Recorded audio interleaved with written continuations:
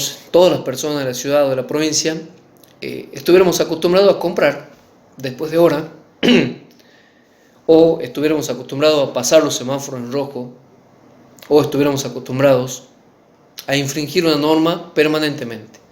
Fíjense ustedes que tenemos la reiteración constante y permanente de una conducta en determinado lugar y espacio, pero nuestra ley, nuestro código establece justamente la prohibición de que una conducta derogue una ley.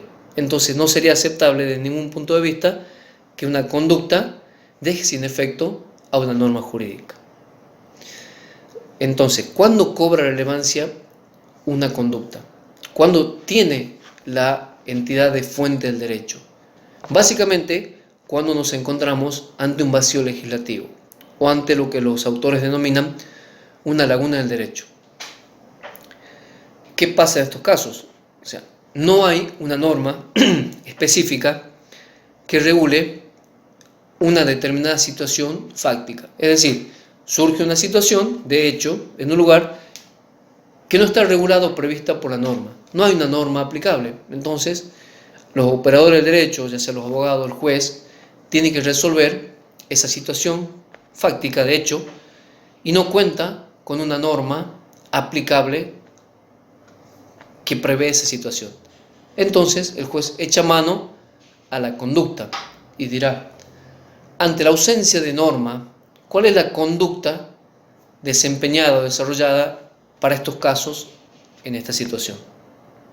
Básicamente, así funciona o así cobra relevancia como fuente de derecho la conducta. Bueno, a modo de síntesis, y ya finalizando esta primera clase, vamos a hacer un breve repaso de los conceptos abordados, sin dejar de lado que obviamente es una síntesis la que estamos haciendo y el material va a ser subido en su plataforma SEO con los respectivos enlaces para que ustedes puedan buscar más información o profundizar el estudio de los temas en el caso que ustedes lo requieran o lo deseen. Bien, hoy abordamos el concepto de derecho, que era ese conjunto de normas que regulan la conducta humana en su interferencia intersubjetiva. Básicamente esto regulaba que había normas, que eran leyes que provienen de órganos legislativos, que había órganos legislativos de nivel nacional, provincial, municipal, que había una constitución nacional que estaba en la cúspide de esta pirámide jurídica, constitución que establecía principios básicos y garantías básicas individuales y establecía la organización del Estado y su funcionamiento, que a esa constitución no podían oponerse las normas de menor jerarquía, que cuando una norma de menor jerarquía se oponía, podíamos solicitar ante cualquier juez la declaración de inconstitucionalidad de esa norma, porque teníamos un sistema difuso, ¿se acuerdan? No tenemos un tribunal específico de control de constitucionalidad. Cuando el juez declara la inconstitucionalidad, declara la inaplicabilidad de esa norma a ese caso concreto. Después pasamos a analizar las ramas del derecho que vimos que se dividían por una cuestión pedagógica, también por una cuestión del funcionamiento de los tribunales, que no podían ser todas las ramas del derecho enseñadas en una sola cátedra, que no podían ser todas las ramas del derecho aplicadas por un solo tribunal, un solo juez. Después analizamos el concepto de derecho civil. Faltó aclarar que, esto lo he omitido, que la Constitución Nacional también tiene de alguna manera normas de igual jerarquía que son los tratados internacionales. O sea, a partir de la reforma constitucional del año 1994 se le otorgó jerarquía constitucional a los tratados internacionales que forman parte ya de la normativa nacional y que gozan de jerarquía constitucional establecida por el artículo 75, inciso 22 de la Constitución Nacional. Hay autores que cuestionan si esos tratados internacionales tienen incluso mayor jerarquía que nuestra Constitución Nacional por la forma en la que ha sido expresado este artículo. Pero bueno, a mí me interesa básicamente que ustedes sepan que a la par de la Constitución Nacional, hay también tratados internacionales a los cuales las otras normas de carácter inferior o de jerarquía inferior no pueden oponerse o no pueden ser violatorias. Bien, analizamos también las fuentes de derecho, a modo de enunciarlas. Analizamos la doctrina, que era la opinión de los autores, emitida a través de los libros, opinión que seguimos tanto los abogados como los jueces, procuradores y todos los operadores de derecho. Cobra mucha relevancia su opinión cuando provienen de autores muy prestigiosos y muy conocidos en distintas ramas del derecho. Analizamos también la jurisprudencia, que era esa serie de fallos judiciales o sentencias judiciales que resuelven los casos. De igual manera se va generando una costumbre judicial en la forma de resolver los casos, y eso implica que cobra fuerza de fuente de derecho. Después el juez acude a esa jurisprudencia, mucho más si esa jurisprudencia proviene de tribunales de un grado superior. Por ejemplo, un juez de primera instancia generalmente aplica jurisprudencia de la Cámara que le va por arriba de él, o de la Corte, que va por arriba incluso de las cámaras. Analizamos también los principios generales del derecho, que eran esos principios universales que eran inmutables en el tiempo, como el principio de equidad, el principio de justicia. Y para finalizar, abordamos el tema de la costumbre, que, como les decía, cobra relevancia como fuente del derecho cuando hay una situación no prevista o no arreglada por la norma, a la cual los juristas llaman una laguna del derecho. O sea, no hay ley aplicable a la cual echar mano, no podemos o no tenemos una norma, e invocamos a la costumbre como fuente del derecho aplicable al caso ese no previsto por la ley. Bueno, esto ha sido todo. Ya he cumplido con los 40 minutos que estaban previstos para esta clase. Como último consejo, que le diría, o sea, estamos viviendo una situación bastante especial con esta epidemia que todos conocemos. Simplemente darle un consejo de que se cuiden. A veces todos hemos tenido la edad que ustedes tienen, la mayoría de ustedes son chicos. Uno a veces, a la edad que ustedes tienen,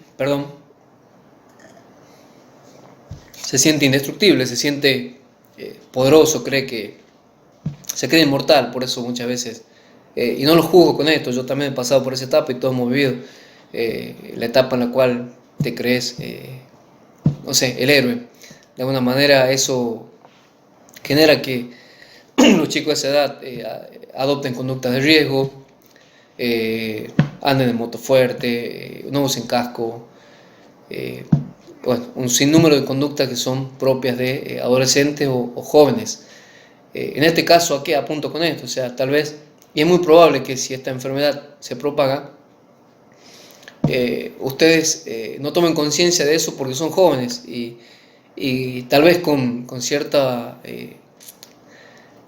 tino, con cierta certeza, crean que esta enfermedad no puede hacerle nada, y probablemente sea así, y ojalá que en principio no se contagien, y si se contagiaran seguramente por su edad y su fortaleza física y su juventud no le hará nada. Pero yo que les estoy pidiendo que piensen en los más grandes, o sea, piensen en sus viejos, piensen en sus abuelos, en sus tíos, en sus vecinos, en los amigos de sus padres, de sus abuelos, o sea, o en la sociedad toda como tal.